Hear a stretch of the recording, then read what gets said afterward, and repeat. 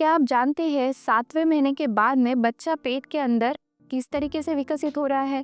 क्या आप जानती हैं थर्ड ट्राइमेस्टर में आपने क्या-क्या खाना चाहिए जिससे आप डिलीवरी के स्ट्रेस से जल्दी बाहर आ सके? क्या आप जानते हैं कि आपके हॉस्पिटल बैग में क्या-क्या होना चाहिए? अगर आप नहीं जानते तो ये वीडियो आपके लिए है।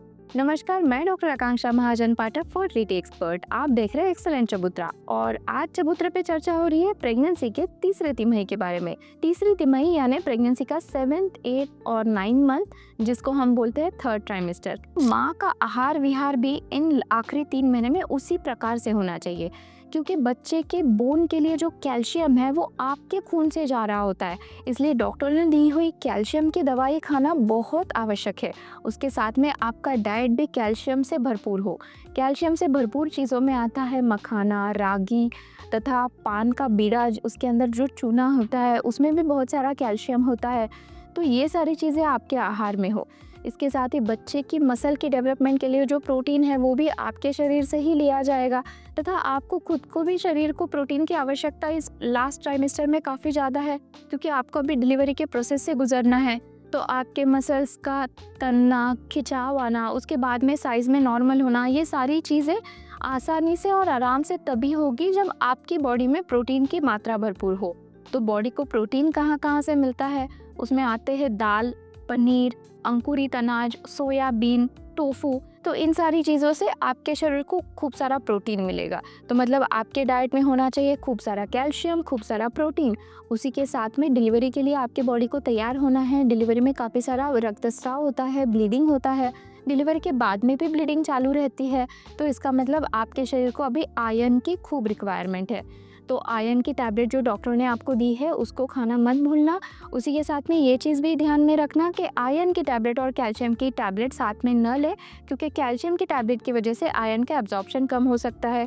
उसी के साथ में आयरन की टैबलेट अगर आप खट्टी चीज़ों के साथ लें, जैसे कि विटामिन सी की टैबलेट के साथ में या नींबू के साथ में, तो आयरन का एब्जॉर्प्शन बहुत अच्छे तरीके से होता है।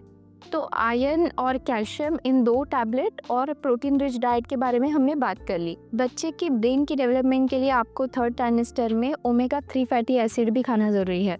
ओमेगा 3 फैटी एसिड आपको मिलेगा या तो टैबलेट से या तो जवस से, फ्लाक्स सीड से। मछली से भी काफ़ी सारा ओमेगा 3 फैटी एसिड मिलता है, लेकिन गहरी समंदर की मछलियों में मर्क्यूरी का प्रमाण ज़्यादा होता है, जो कि मिथाइल मर्क्यूरी कभी कभी बच्चे की ब्रेन की डेवलपमेंट को रोक देता है। उसकी वजह से गहरे समुद्र की मछलियाँ जैसे कि स्वॉर्ड फिश या बांगड़ा, ऐसी मछलियाँ खाने से आप बचें।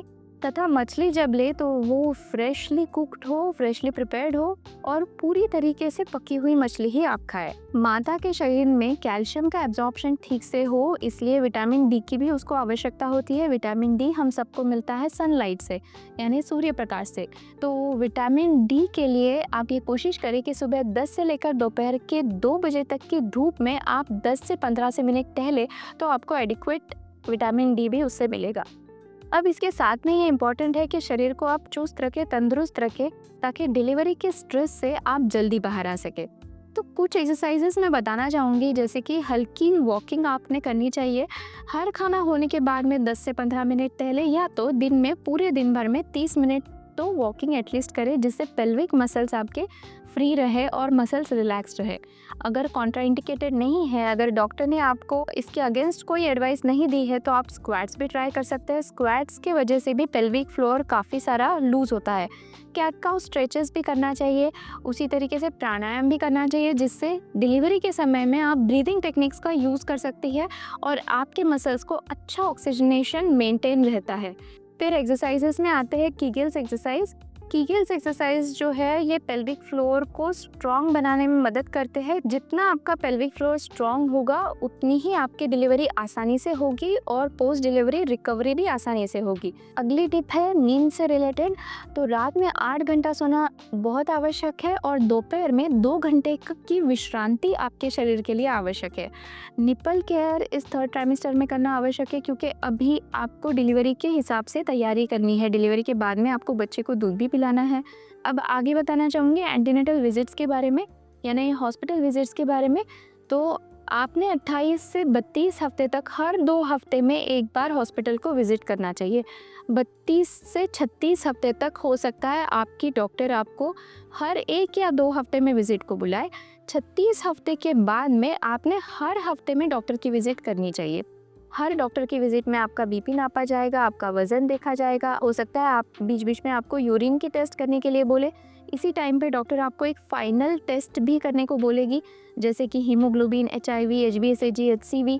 तो ये सारी जो फाइनल टेस्टिंग है ये आपके डिलीवरी के तैयारी के हिसाब से होगी। तो जब आपको डॉक्टर बोले ये टेस्ट करने के लिए तो वो टेस्ट ज़रूर और ज़रूर करें। आपके हॉस्पिटल बैग का प्रिपरेशन भी 36 हफ्ते के बाद में शुरू होगा। तो आपके हॉस्पिटल बैग में आपके सारे antenatal reports, records, ultrasonography reports, insurance paper, आपका ब्लड ग्रुप, आपका आइडेंटिटी कार्ड, अगर आपको मैरिज सर्टिफिकेट चाहिए तो मैरिज सर्टिफिकेट, ये सारे पेपर्स आप आपके हॉस्पिटल बैग में ऑलरेडी रखे रहिए। इसी के साथ में आपके हॉस्पिटल बैग में 2-3 नाइटीज़, फ्रंट ओपन नाइटीज़, फिर फीडिंग ब्रास, मैटरनिटी पैड्स, कुछ कॉटन क्लोथ्स, ये सारी चीज़ें आप आपके बैग में रखे रहिए। अगर आपको इसके बारे में कुछ और डिटेल में इन्फॉर्मेशन चाहिए तो मुझे कमेंट सेक्शन में ज़रूर बताना। हॉस्पिटल बैग में क्या क्या होना चाहिए इसके बारे में मैं अलग से वीडियो बनाऊंगी। हॉस्पिटल बैग की प्रिपरेशन पहले से रखें, उसमें थोड़ा बहुत ड्राई स्नैक्स भी डाल के रखें, एक खाली पानी की बॉटल भी उसमें डाल के रखें, ताकि जब आपको पेन आना शुरुआत हो जाए तो हड़बड़ी में आप कोई चीज़ भूल ना जाए।